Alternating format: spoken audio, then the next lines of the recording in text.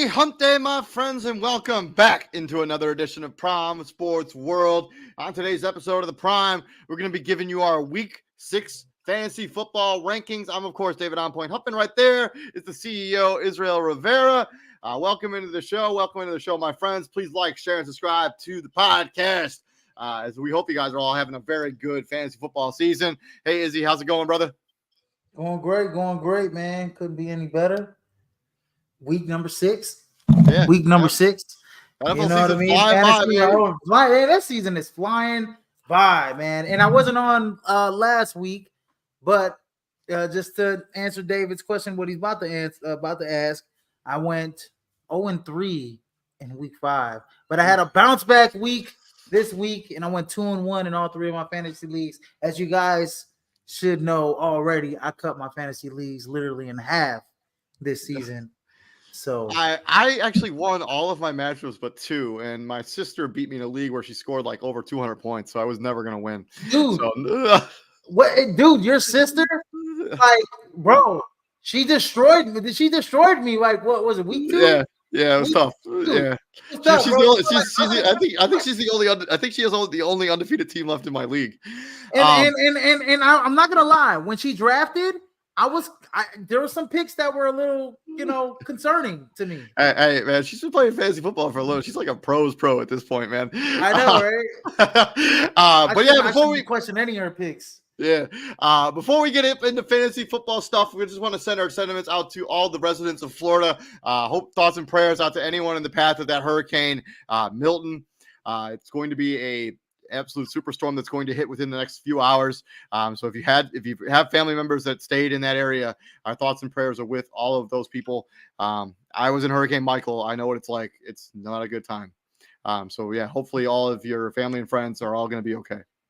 Not a good time. And I don't want to, don't want to say, don't be like this guy, but that guy in Tampa that's like for whatever it is, like, I'm going to stay in my boat. Lieutenant Dan. Yeah. Moving on. Let's just swing right into fantasy football. Let's talk about them rankings. Let's talk about them quarterbacks. I mean, you have the same guy at number 1, Lamar Jackson. After the performance he put on against Cincinnati, I think he's due for another big game against a really not a great defense there for the Washington Commanders.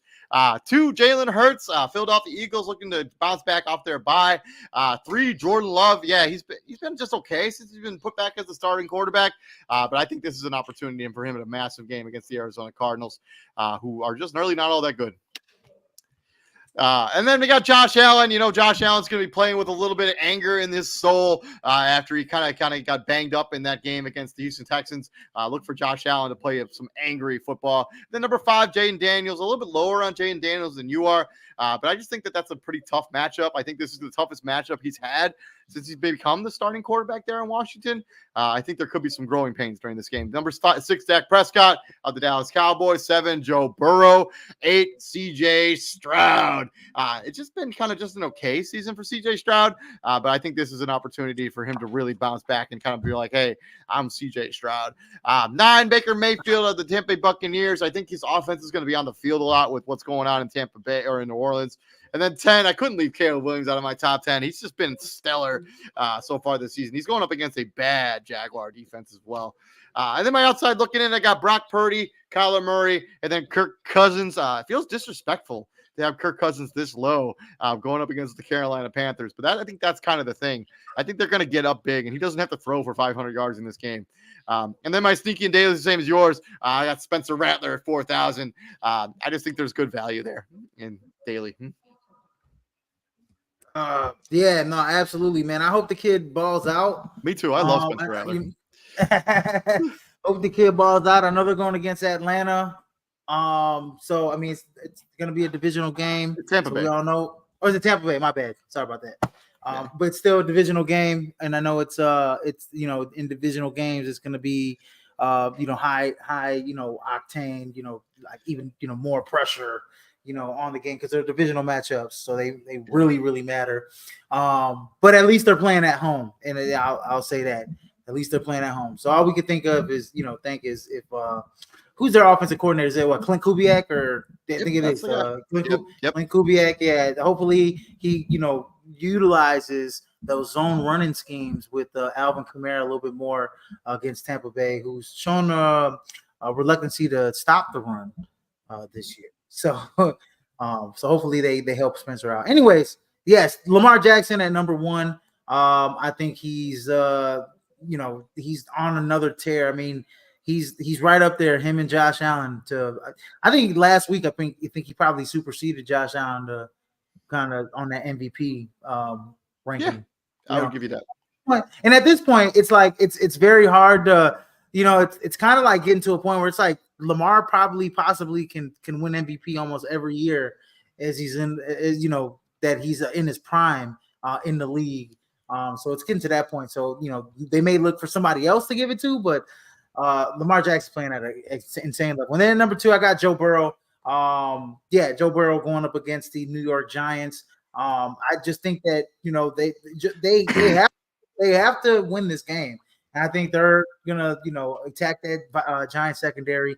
Number three, I got the Rook, Jaden Daniels. Man, he's just been flat out amazing going against one of the worst passing defenses in Baltimore. I think those numbers are a little bit skewed in a way, David, in my opinion, just because of the fact that they've been up on teams and then they just kind of let teams kind of take the foot up. Yeah, I agree. So I think those numbers are skewed for right now. I think by the end of the year, they'll be more or less like middle of the pack ish. But anyways, Jaden Daniels at number three. At number four, I got Jalen Hurts. Number five, Dak Prescott. Going up against Detroit. Anything Detroit's going to be a shootout. Number six, got Jordan Love going against the Arizona Cardinals. Didn't love what I saw last week, but he did make some big money throws. Had a couple touchdowns, had some turnovers. The turnover issues still seem to plague him as you own Jordan Love moving forward. But I expect those issues to start to dissipate as he gets more in a flow this year. And then at number seven, we got Josh Allen. 8, Kirk Cousins. Yes, you are right. It's kind of disrespectful to have him this low after the 500-yard performance that he had. But I think you are right. Going up against Carolina, they're going to be up big. I think they're going to get Bijan Robinson going. They're not going to have to rely on Kirk Cousins to throw for 500-plus yards, maybe not even 300 yards.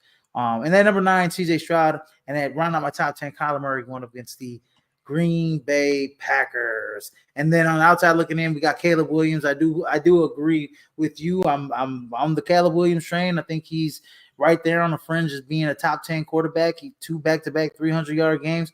And the schedule's favorable, right? He's going against another terrible defense in Jacksonville.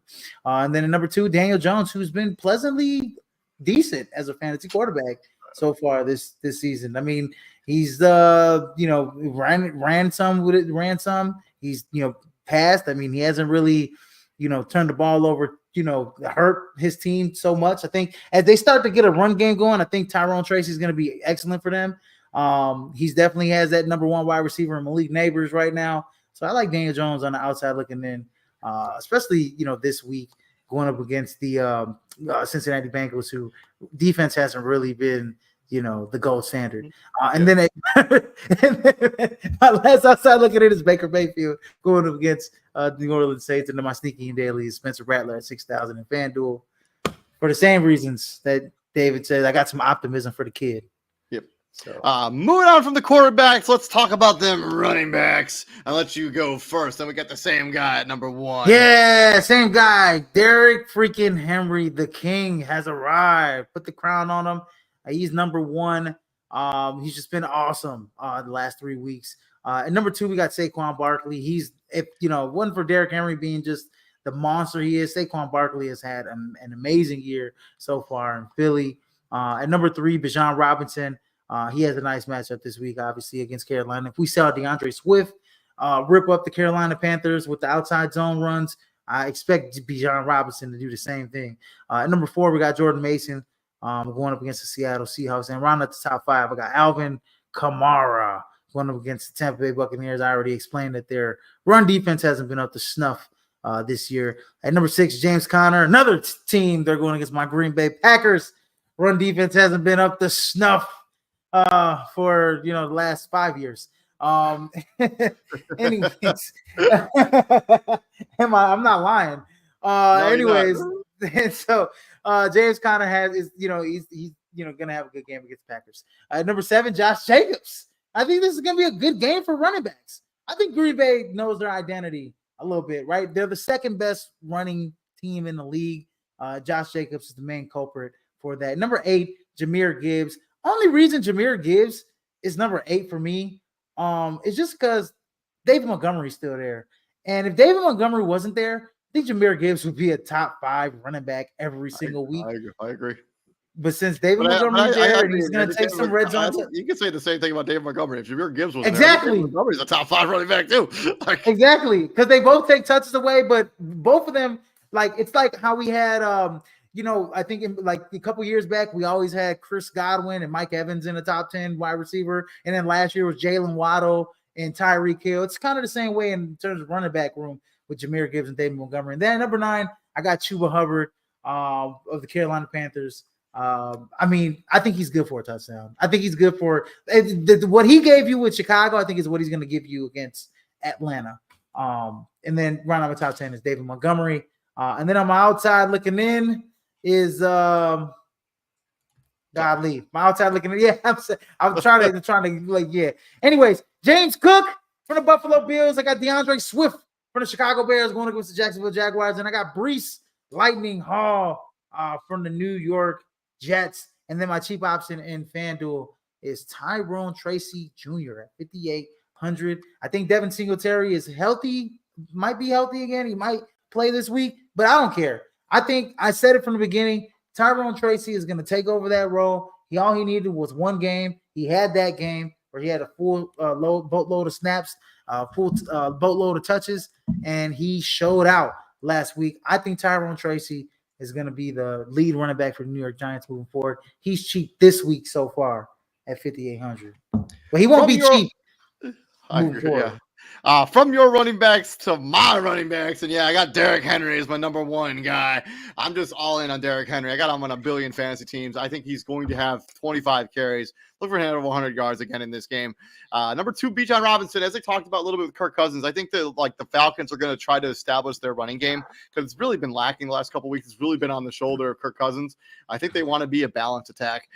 3, Josh Jacobs. Yeah, I agree with you. I think this is going to be a good running game for Arizona and the Green Bay Packers. Josh Jacobs I think this might be his first passing or receiving touchdown of his career in this game, potentially.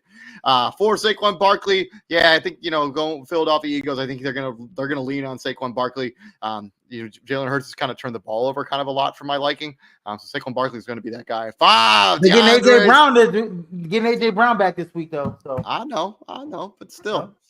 And then going there with DeAndre Swift. Yeah, that Chicago Bears offense is on the up and up. DeAndre Swift has been awesome in the screen game, in the running game. Number 6, James Cook for the Buffalo Bills. 7, Jordan Mason of the San Francisco 49ers. And number 8, David Montgomery. And number 9, I got James Conner in that same Arizona Green Bay game. And then number 10, I put Breece Hall. I don't know if you looked at the graphics earlier, but I must have been having a mind fart when I was making these yesterday. I had Kenneth Walker III at number 5, and then I'm like, you know what? He's on a bye. So I had to quick style switch him out. But Breece Hall, I think, is a pretty good, viable fantasy option. I'm not really sure what the Jets are going to look like since they just fired their head coach, and there seems to be a lot of uncertainty there in New York right now. But I would roll the dice with Breece Hall. And then my outside looking in, I got Alvin Kamara, Chuba Hubbard, and then Najee Harris of the Pittsburgh Steelers. And then my sneaky and daily is Aaron. I think it's pronounced Samsklin. He is the backup running back to Najee Harris there in Pittsburgh. He's going to get a lot of the third down usage. And he got a lot of carries there for in the spell of Najee Harris. As long as Jalen Warren's going to be out, I think Aaron Shamklin is the guy I'd want to own at 4,100. I do not know who the hell that is. What happened to Jalen Warren, guys? He's banged up. He's hurt. Man, what is going on? He just brought that up. Aaron Shamklin. That's the first time that sounds like Shamklin and Associates. Okay. Like a law firm? Law firm. Is this the law firm 2.0? Yeah, it's Thomas Greenhouse. No way.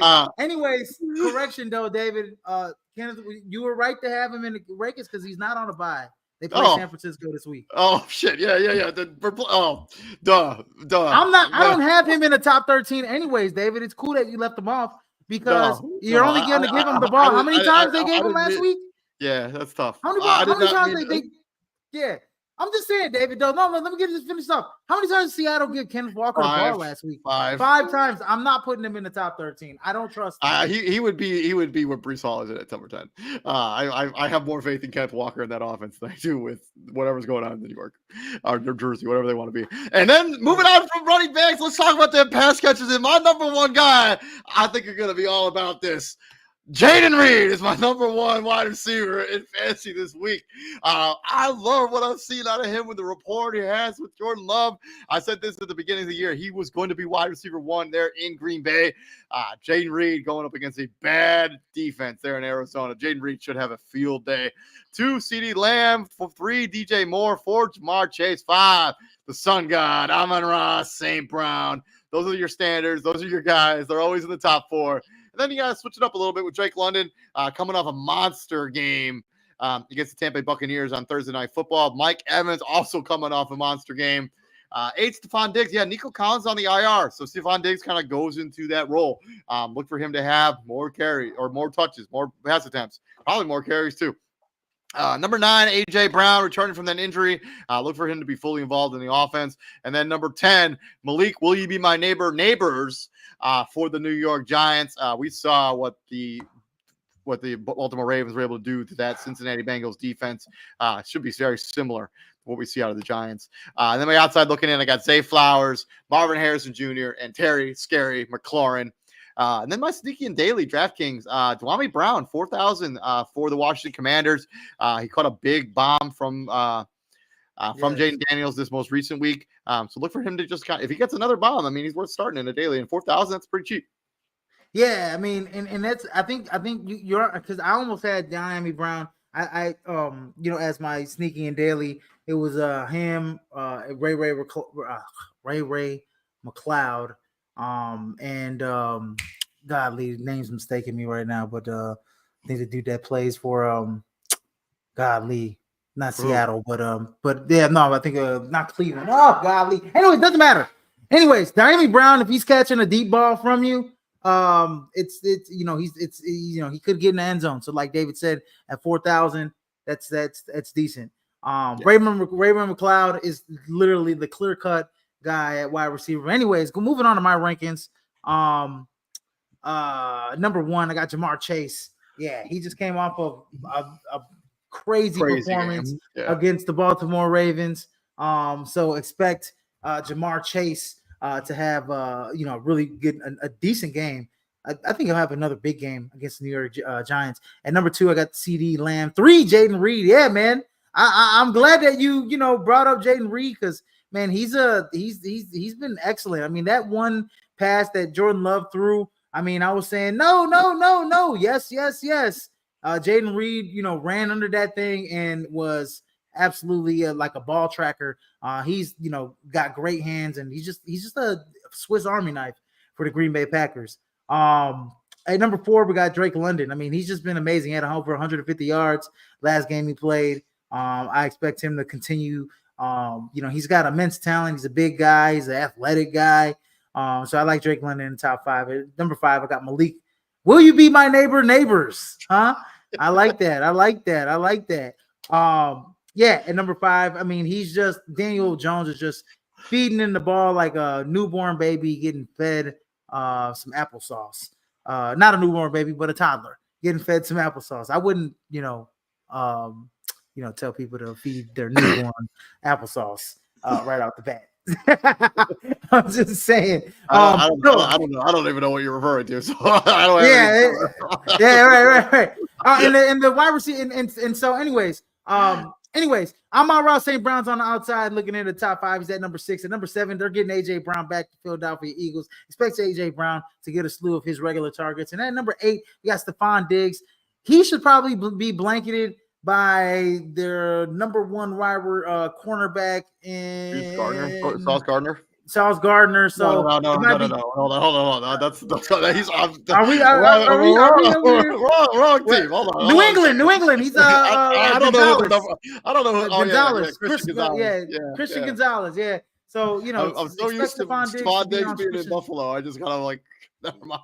Yeah, expect Stephon Diggs to be, blanketed by Christian Gonzalez and a stout Patriots defense. But I mean, I think, there's another guy. I mean, it's CJ Stroud's going to find his guys. I think Stephon Diggs is top 10 worthy. And number 9, DJ Moore. I just think that, honestly, I think Jacksonville will have a nice game plan. They'll try and take away that pass. I think DeAndre Swift will have a decent enough game. But DJ Moore, I still think will catch a touchdown. I still know about the yards. And then number 10, I got DK Metcalf. I think he'll get a lot of yards, but no touchdown. Like he, kind of does sometimes.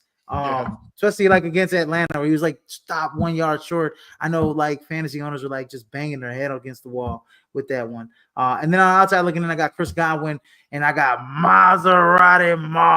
Marvin Harrison Jr. at number 2. I'm outside looking in. And then I got Scary Terry McLaurin. I'm on the same boat as you. I think Scary Terry McLaurin going up against a team that isn't, hasn't shown that they can be great. Defending the pass so far in Baltimore. I think Terry McLaurin has a good chance at being a possible top 10 fantasy wide receiver this week. And then my sneaky and daily is Ray McLeod, who's the clear-cut number 3 wide receiver in Atlanta.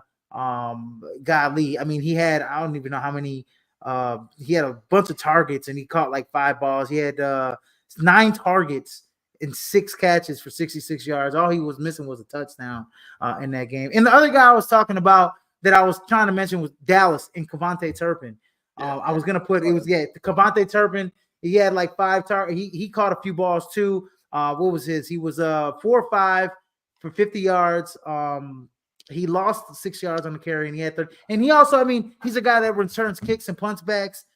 So he can, if he gets a touchdown, so he's cheap in DraftKings too. He's cheap in DraftKings. I almost went with him too, but I ended up going with Delami Brown. And I want to say this: he's going against Detroit, and it's just like I think they'll be a high scoring game. As long as Brandon Cooks is still out, I mean, Kevontae Turpin's the guy. Brandon Cooks is still out. Anyways. From the wide receivers, let's talk about them bulkier pass catchers, them tight ends. I'll let you go first. And we got the same guy at number 1. Yeah, man, at number 1, my guy Brock Bowers. He was just a monster last week. He caught that one long pass. I think he had 8 receptions on 12 targets for 97 yards, including that 57-yard touchdown grab where it was just sensational. That's what you expect out of a guy that has the acumen of Brock Bowers from the University of Georgia. He just comes in the league and just dominates right off the bat. We're seeing a new era of tight end, I think, David. Anyways, I can't say that because that bad man is on a bye week this week. So because if he wasn't, the last 2 weeks he's been stellar, and I probably would have put him at number 1 again. And I would have gave him his flowers and told myself to shut the hell up and don't ever disappoint yourself and don't ever put Travis Kelce below number 1 ever again. Anyways, at number 2, I got Tucker Kraft, who had was silent. 2 touchdowns, and then he had 2 touchdowns in the second half. He was silent before those touchdowns, and then he just exploded in the second half. Man, Tucker Kraft at number 2. I think he has a big game against Arizona, and then I think Trey McBride has a big game against Green Bay. I think this is going to be an all-out. I think this is going to be a high-scoring game between Arizona and Green Bay this week. But I do think that Green Bay will force some turnovers. That's all I'm going to say. And then just because off the basis of, you saw what Xavier McKinney did last week. Anyways, Sam Laporta at number 4. Number 5, I got Kyle Pitts, who's actually turned his career around a little bit. We all thought he was kind of a bust. 2 games. So let's calm down. Been like 1 year. I mean, let's not forget. Like it's only like 2 weeks ago. People were like, "Oh, he threw it." Like they hit him as target in a game. Come on, let's calm down. At number 5, David's still all out on Kyle Pitts being a bust. No, I got him at 8. I'm not out. I'm just not ready. I just he's had like 1 good game so far this season, like or 2. And like everyone, like just call. Let's pump the brakes a little. Let's pump the brakes on Kyle. Because anyways, at number 6, I got Dallas Goedert. Number 7, George Kittle. He's dealing with some little nagging injury that he's always dealing with some nagging injuries here. Yeah, something. But anyways, George Kittle is right there on the at number 7. And number 8, Jake Ferguson. Yeah, man. Jake Ferguson had a pretty, solid game, 6 or 7 targets, 70 yards against the Steelers. I expect him to have a good game against Detroit. And then at number 9, I got Cole Kmet. Yeah, man. Cole Kmet versus the Jacksonville Jaguars. They don't really defend tight ends that well. I expect Cole Kmet to have a nice game. And then Isaiah Likely as well, who had a great game against had a solid game against the Bengals, 2 touchdowns. So I expect Isaiah Likely, the more athletic tight end of the 2, to have a good game this week. Then I'm outside looking in. I got Dalton Kincaid, Mike Gesicki, and Pat Freiermouth, who has been the he had a touchdown last week. That's all I'll say. He had 3 targets, but outside of that, I mean, he's been a little bit of a safety blanket, security blanket for Justin Fields throughout 100%. The year. And I gotta be real honest with you. I don't know where you've been pulling these tight ends from. I don't have a clue who this is. Jatavion Sanders. Yeah, Jatavion Sanders is the backup in Carolina. So you know how Tommy Tremble's out, right? Tommy Tremble's not startable in fantasy. So Tommy Tremble's out with a concussion. Ian Thomas, probably expected to return in the next couple of weeks. So he's not a fantasy relevant tight end either. Yeah, so Jatavion Sanders is the only left tight end on the Carolina Panthers roster. And you know what? Going up against Atlanta, I think he's got a shot to get in the end zone. I mean, why not? Garbage time points count as something. Dude, against the Bears. Well, look, let's say this. He had 5 targets against the Bears. He caught 3 balls only for 13 yards. But I like the targets, though. If he's getting 5 or more targets, I like that for a tight end. The mindset makes sense. I'm not sure I would. Like the Carolina Panthers don't use their tight ends when they have whoever is normally starting. Like the fact that they have like the 3rd string tight end, like they're gonna randomly gonna start feeding the rock. I just don't see it. I'm not gonna say. But if he gets a touchdown, and that is very cheap. I mean, it's real. There we go. That 4,800 on FanDuel for a tight end is very cheap. So if he gets in the end zone, I am very happy for going really cheap at that position and putting my money elsewhere on a quarterback or a stud running back or stud wide receiver, and going cheap at the tight end position. I just think that look, I think Adam Thielen's still out. They're still banged up. I don't think Xavier Leggett is going to be able to play this week. So they're down on pass catchers. Jatavion Sanders, fuck it. Why not? Roll the dice, man. Roll the dice. Why not? Roll the dice. From your tight end, let's talk about mine. I got Brock Bowers as my number 1 tight end right now. I just think he's on another level. Like, he's just been awesome so far this season. Jake Ferguson, I got him at number 2. I expect that to be a little bit of a shootout there between Dallas and the Detroit Lions. Sam Laporta runs up at number 3. George Kittle at number 4. Yeah, dealing with some injuries, but he has the target share, and there's nobody else there. 5, Trey McBride. Yeah, I like me some Trey McBride. I think he's going to have a good game against your Green Bay Packers. 6, Pat Freiermuth. He's kind of become that like escape valve guy for Justin Fields. And we're assuming that he continues to be the starting quarterback of the Pittsburgh Steelers. I've been seeing them announce nothing since the end, like last week, whatever, Sunday night. Yeah. Number 7, Cole Kmet. Yeah, I love Cole Kmet. I think he's been awesome for the Chicago Bears this season. Once they kind of stopped using him as the blocking tight end, kind of implement him into the passing game, the Bears offense just kind of clicked a little bit. Cole Kmet, 8, Kyle Pitts. Yeah, I think Kyle Pitts he's on an upswing right now. He's had 2 strong games in a row. I think that's if you're a Kyle Pitts owner, I think you're a reason to be excited about what you've seen out of him. 9, Dalton Kincaid. He's probably the most reliable pass catcher there in Buffalo. I know Keon Coleman had a really good game, but he had really only on 1 play. Dalton Kincaid, I think, is still the best pass catcher there in Buffalo. Number 10, Isaiah Likely, for the very same reason that Izzy said. He's more athletic than Mark Andrews at this point. And he just kind of has a rapport with Lamar Jackson. I think that's going to continue. And then Izzy's guy, Tucker Kraft, at number 13 or number 11. Bobby Schultz's cousin, Dalton Schultz, at number 12. And then seems a little disrespectful to have Dallas Goedert this low after the game that he had right before their bye. But this is how I feel about him right now. He's probably 13th. And then Mo Alley Cox is my sneaky and daily at 2,600. That is real cheap in DraftKings, and as long as Joe Flacco, who has a tendency to look for his tight end, and Mo Alley Cox is kind of that big body guy that can get into the end zone. So Mo Alley Cox at 2,600, pretty cheap. I got 2 things, David. Dalton Schultz, hey, Bobby Schultz, you need to shake up your cousin a little bit because he's been not good this year. But with Nico Collins out, I do agree with you, David. Top 13 tight end. Nico Collins, they're lacking pass catchers. I think he steps up this week. And then Dallas Goedert this week. I know why he's low on my list, and I know why he's probably low on your list. It's because AJ Brown's coming back. And so I think that AJ Brown would steal some of that lightning away from Dallas Goedert. But still, I think no Devontae Smith, or maybe Devontae Smith is coming back. I don't think so. Yeah. We'll see. Moving on from the tight end, let's swing onto the other side of the ball into the defense. And I got the Houston Texans as my number one defense, going up against Drake May, making his first NFL start. The Chicago Bears are number 2. That offense for the Jacksonville Jaguars, we've seen them turn the ball over. We've seen them make mistakes. This could be the second week in a row where a coach gets fired right after a London game, which actually does happen a lot. I think when Robert Saleh was fired, I think he's like the third coach to get fired after a game in London. So I wouldn't be surprised if Doug Peterson just gets left behind in London if they get beat down in this game. And then 3 to Denver Broncos. Yeah, I'm pretty high on the defense. I mean, we talked about this a little bit when we did our prediction show yesterday. Not sure if Justin Herbert's even going to play, but this Broncos defense is really big getting after it. And so I think they're going to have a good game against Justin Herbert and the Denver Broncos. If he plays. For Pittsburgh Steelers, yeah, I think this is going to be a bounce-back game for the Steelers and that defense. I think they're going to want to shut the door going against the Las Vegas Raiders, and Aiden O'Connell, who's not going to be the starting quarterback in that situation. Philadelphia Eagles is my number 5. That offensive line for the Cleveland Browns has not been remotely good.